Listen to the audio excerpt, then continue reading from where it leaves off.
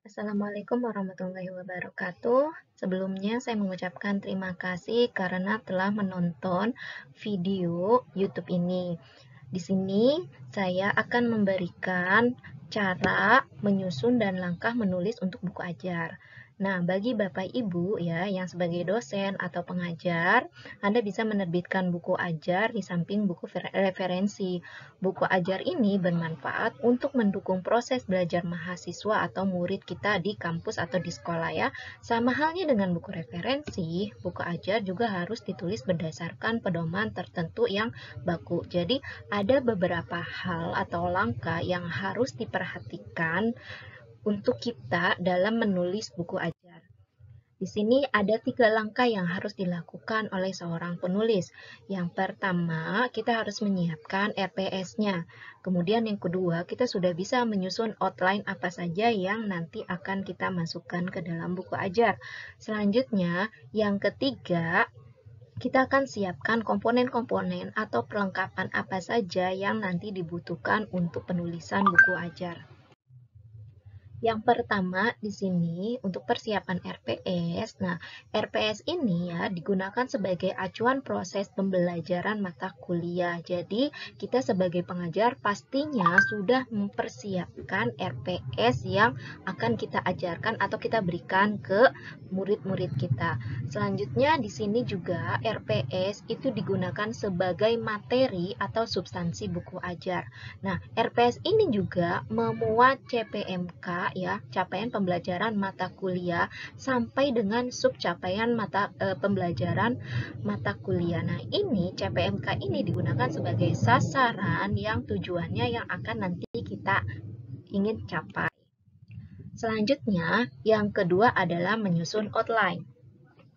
Di sini ya ada beberapa format atau ada beberapa tahapan yang harus kita penuhi. Yang pertama adalah bagian awal ya. Dalam penulisan buku ajar ini ada bagian awal atau pendahuluan yang di dalamnya itu mencakup tentang deskripsi mata kuliah yang akan nanti kita sampaikan ya. Kemudian yang kedua tentang CPMK dan sub CPMK-nya. Yang ketiga adalah petunjuk penggunaan buku ajar dan yang keempat adalah kompetensi prasyaratnya. Apakah kira-kira mata kuliah ini itu ada prasyaratnya atau tidak. Selanjutnya, yang kedua adalah bagian isinya. Nah, bagian isinya ini mencakup 7 hal. Yang pertama itu adalah judul atau topik pembelajaran yang akan kita sampaikan. Kemudian yang kedua adalah uraian tentang tujuan kegiatan pembelajaran. Yang ketiga, materi pembelajaran yang sesuai dengan topik pembelajaran. Kemudian yang keempat adalah kesimpulan dari materi pembelajaran. Yang kelima adalah tugas atau feedback yang nantinya akan dikerjakan oleh mahasiswa atau peserta didik kita ya. Nanti mahasiswa dari tugas ini bisa mencari jawabannya mungkin dari materi-materi pembelajaran yang sudah disesuaikan dengan topik pembelajaran. Selanjutnya ada evaluasi atau di sini ada kita sebutnya sebagai tes format ya.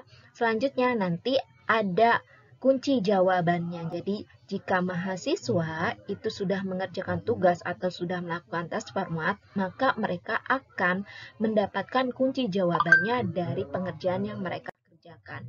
Selanjutnya untuk bagian akhir ya dari buku ajar ini itu ada daftar pustaka, ada glosarium yaitu daftar singkatan kata dan ini wajib ada untuk para dosen.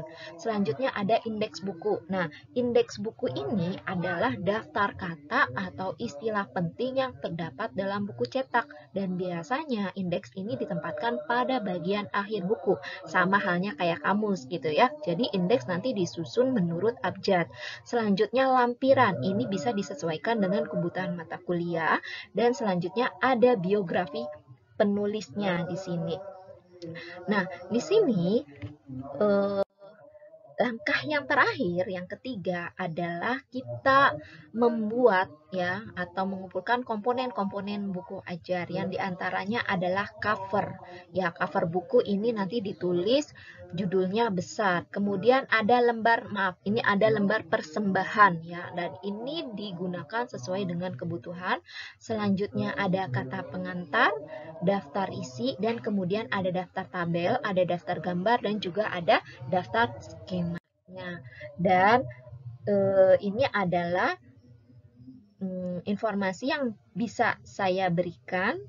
Semoga bermanfaat. Jangan lupa di subscribe. Saya ucapkan terima kasih.